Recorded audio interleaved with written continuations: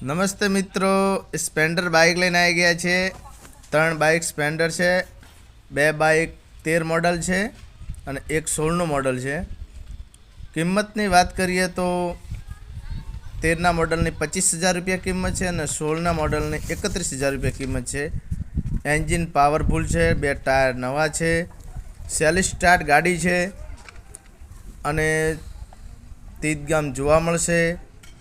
મારો mobile number છે 98 241 82